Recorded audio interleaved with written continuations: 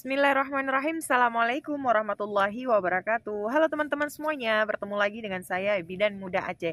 Baik, saat ini saya ingin berbagi tips lagi ya, bagaimana cara proses pengurusan dokumen ke Saudi dan apa saja sih benefit serta berapakah gaji yang bisa didapatkan oleh tenaga medis ke luar negeri, yaitu khususnya Arab Saudi.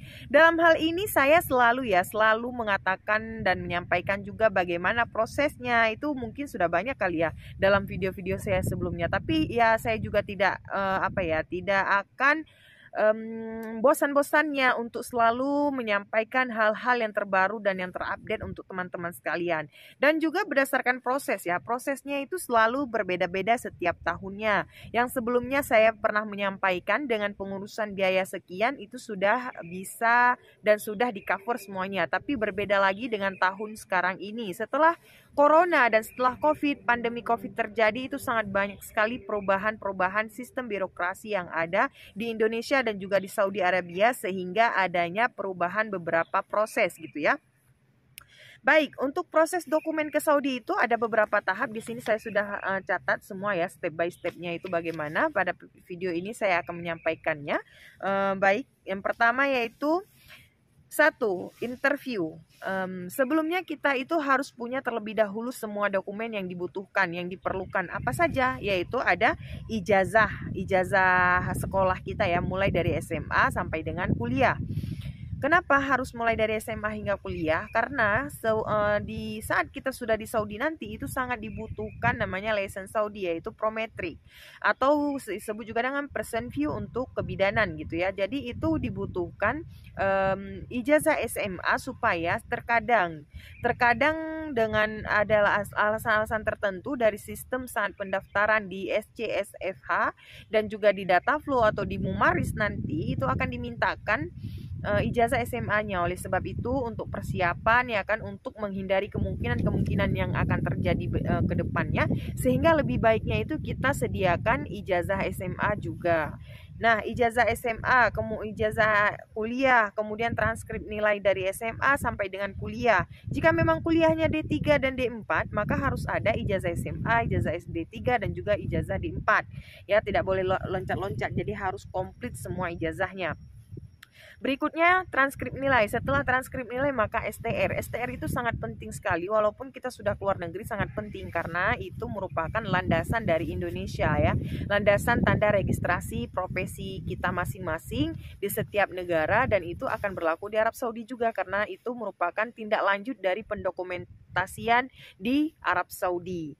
Berikutnya harus ada surat pengalaman kerja, minimal itu harus ada 1 tahun atau 2 tahun pengalaman kerja. Sebagian instansi mereka cukup dengan 1 pengalaman kerja, sebagian instansi lainnya mereka maunya harus 2 tahun pengalaman kerja. Maka itu dari setiap instansi yang berbeda sesuai dengan permintaan. Maka untuk teman-teman yang akan ke Saudi wajib punya pengalaman kerja ya. Berikutnya harus punya paspor dong, itu tentu. Karena kenapa? Bagaimana mungkin kita bisa keluar negeri kalau tanpa paspor? Nah, jadi teman-teman jika memang sudah minat keluar negeri, maka harus benar-benar paspornya itu sudah tersedia atau sudah dibuatkan sebelumnya ya.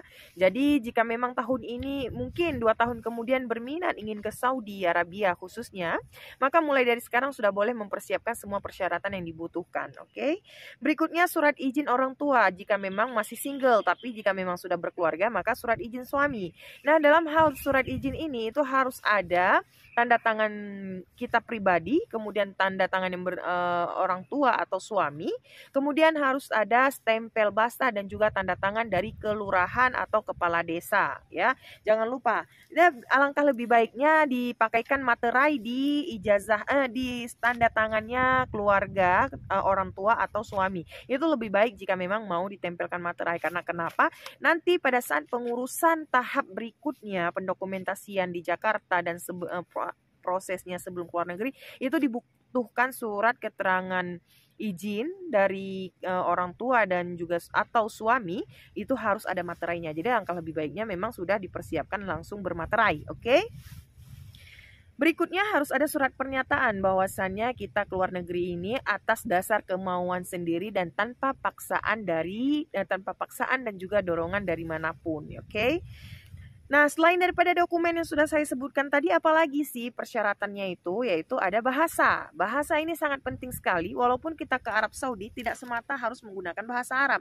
Namun bisa juga kita menggunakan bahasa Inggris. Oleh sebab itu, untuk teman-teman yang sudah punya bahasa, basic bahasa, boleh untuk diperlancar dan terus dikembangkan ya, dilakukan improvement. Jadi harus ada perkembangan. Itu bisa dipelajari dari setiap aplikasi atau dari YouTube, dan sekarang ini alhamdulillah ya sangat mudah sekali untuk kita bisa belajar private ya dari manapun. Yang penting kita bisa mengakses di gadget masing-masing ya. Itu sangat banyak sekali website dan juga aplikasi yang memang bisa menuntun kita untuk mengembangkan basic dan juga kemampuan dari bahasa kita. Oke, itu harus ya teman-teman. Jadi kalau memang udah ada niat 2 tahun kemudian ingin ke Arab Saudi, persyaratan yang saya sebutkan saat ini sudah boleh mulai dipersiapkan dari sekarang. Oke. Nah, berikutnya ya pengalaman kerja. Seperti yang saya sampaikan tadi, wajib berpengalaman kerja minimal 1 tahun dan boleh hingga 2 tahun. Maksimal berapa sih? Nah, itu tanpa ada keterbatasan ya. Tapi kalau untuk usia pendaftaran atau kerja ke luar negeri itu boleh maksimum 45 tahun.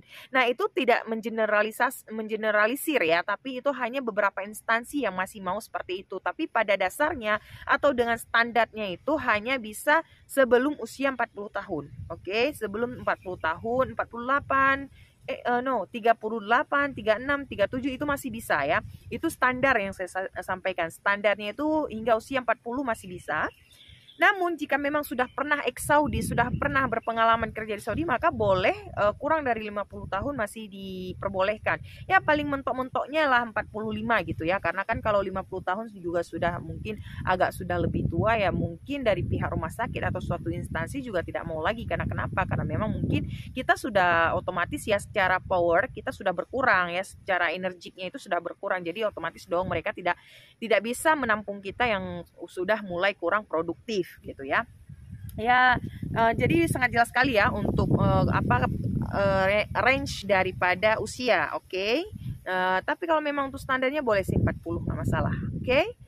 Nah, berikutnya pembahasan khusus. Nah, saat interview nanti dia ada pembahasan tentang kasus. Kalau memang itu bidang kebidanan, maka mereka akan membahas tentang kebidanan.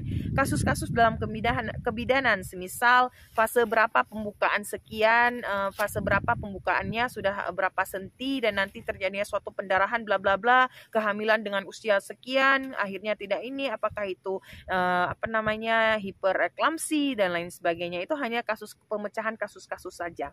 Dan bagian keperawatan juga sama halnya, dan mereka juga akan dipertanyakan dan diperbincangkan tentang kasus-kasus yang masih dalam kategori sangat standar sekali ya, masih dasar ya, tentang ilmu dasar keperawatan dan juga ilmu dasar kebidanan. Dan yang penting kalau teman-teman sudah memang niat dan berminat sekali untuk pergi ke luar negeri, maka tidak perlu khawatir dan tidak perlu ragu juga, dan juga harus benar-benar bisa mempersiapkan mentalnya untuk bisa menjadi yang terbaik dan memberikan yang terbaik dengan keyakinan dan juga percaya diri ya. Confidence itu sangat penting sekali supaya kita juga lebih efektif dalam bekerja dan mengembangkan ilmu dan skill yang kita punya. Oke, semoga membantu untuk tahap proses dokumen ke Saudi, mulai dari seleksi interview dan seleksi dokumentasi lainnya. Oke, jika memang nanti ada hal yang ingin ditanyakan, boleh langsung komen di bawah, boleh langsung komentar di bawah video saya, dan nanti insya Allah jika memang ada akan saya langsung balas satu persatu. Oke, see you next time, see you in my next video. Bye bye, thank you for watching.